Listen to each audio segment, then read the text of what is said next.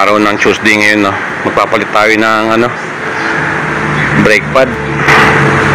So medyo manipis na yung brake pad natin, no? Kasi nung isang araw naglinis ako ng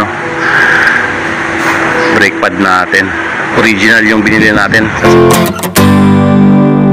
So ito yung nabili natin, original orig na pang Toyota Rush. So ganyan kakapal yan mga dre, kapal. So ang bili ko dito nasa 3,360. Labas muna natin to.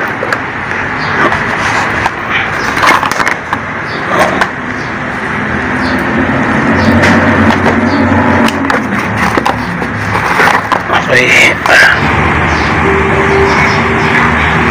So pag bibili kayo ng brake pad mga dre, bili nyo na yung original, di ba? Kasi pang araw-araw natin gamit, pang grab natin eh. Pag yung mumurahin, kasi may isang klase na to nasa 1,000 plus lang, pero itong nabili natin nasa 3,300. Ito yung sa likod. Ito yung kakabit natin sa likod ng sa likod ng caliper. Tapos ito yung sa harapan. Bali, tinanggal na natin yung screw dito mga dre. Okay, tinanggal ko na yung screw dito. Tatanggalin ko naman yung screw dito sa taas. Bali, bumiyahe nga pala ako ngayon, no? Gumising ako ng alas 6. Kasi may binigay si Rob na incentive itong week, Monday to Friday, 1,200. Kailangan maka 22 rides tayo. Awan ng Diyos, naka-6 tayo ngayon. Tapos kahapon naka-4 tayo. Medyo matagal na tayo hindi pupunta sa mga talyer, mga shell. Tayo na nagre-repair. Kaya talaga pag nagtitipid mga dre. Kasi medyo mahal yung bili natin pyesa, mga original. Kailangan orig mga dre. Kasi araw-araw natin ginagamit sa biyahe sa grab. Hindi tayo pwedeng umasa sa mga replacement lang.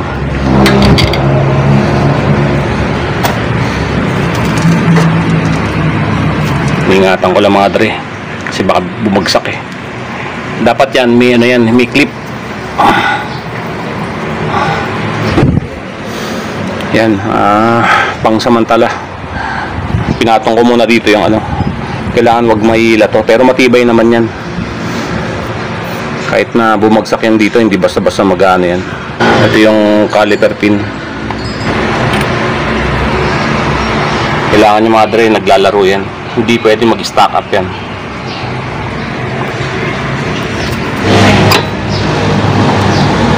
Nipis na mga dre, oh.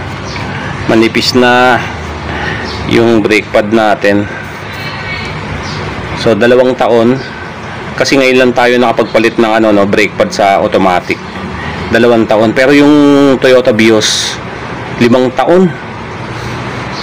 Yun, hindi yata na yun. Hindi pa yata napalitan ng brake pad yun.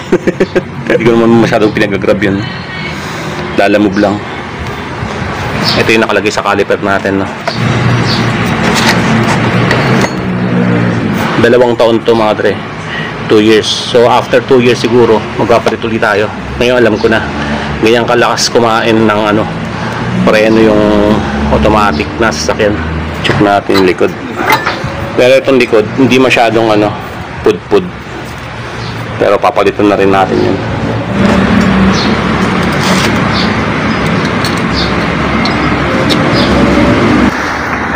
Ayan mga dre, anong natin collection natin. Ako na kasi nagre-repair mga dre. Okay, so naano na rin natin yung carburetor natin, no? Nalinisan na rin natin. Brake cleaner, nagamit ko na rin to nung isang araw. Naglinis tayo. So doon natin napansin na medyo pud-pud na yung natin, brake pad natin.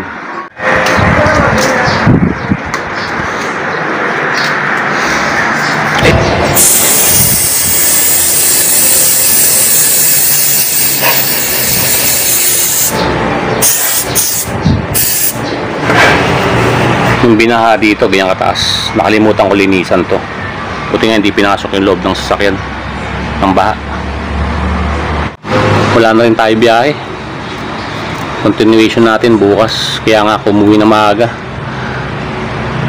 Umalis ako kanina umaga, siguro mga alas 6 ng umaga, mga ganun 6:30. Tapos bumalik ako mga 10. Naka 1,000 na tayo, 1,1. Tapos diretso na ako sa pagbili ng brake pad natin.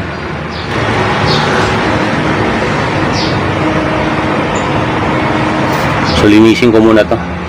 Mamaya ko nang linisin tong ilalim. Itong taas muna lilinisan natin.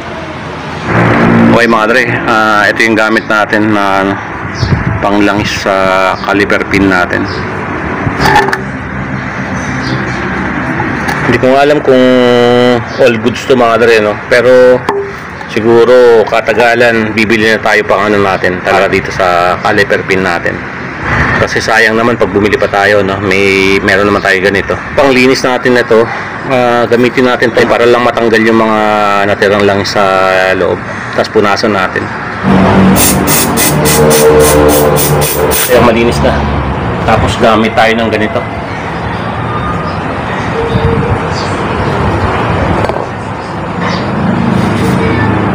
Sa labas lang naman.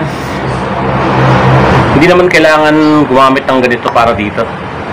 Tayo lang naman yung maarte. Tapos ito, lilinisin natin to mga dre. Pasok natin yung basahan.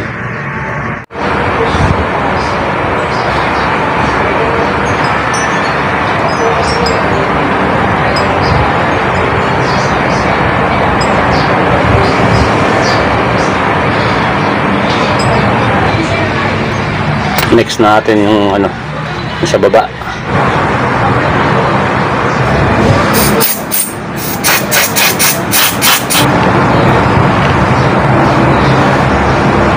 All good sa mga tayo, malinis na.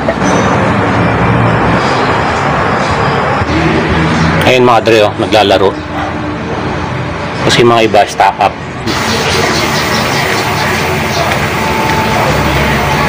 Kakabit na natin ito mga dre.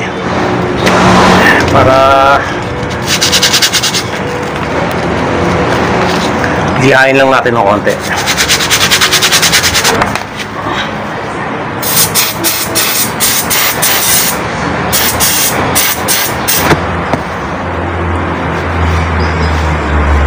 Gumagawa ka pa ng video.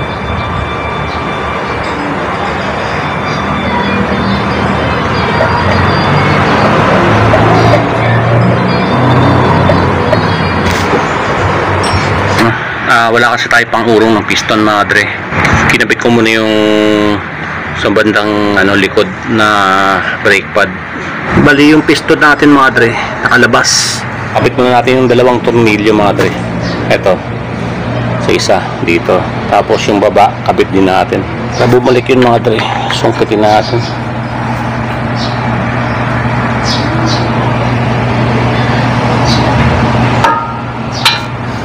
Ito yung mga dre bumabalik. Ito naman mga dre,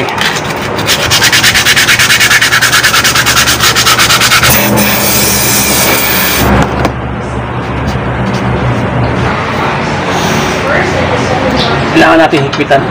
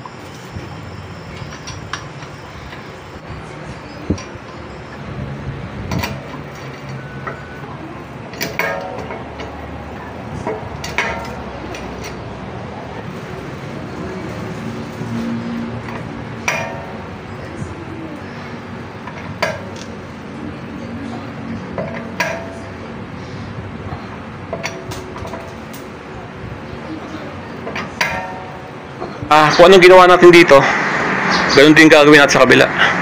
So pares lang yun mga dre. All goods. Kita-kits tayo sa next video natin mga dre.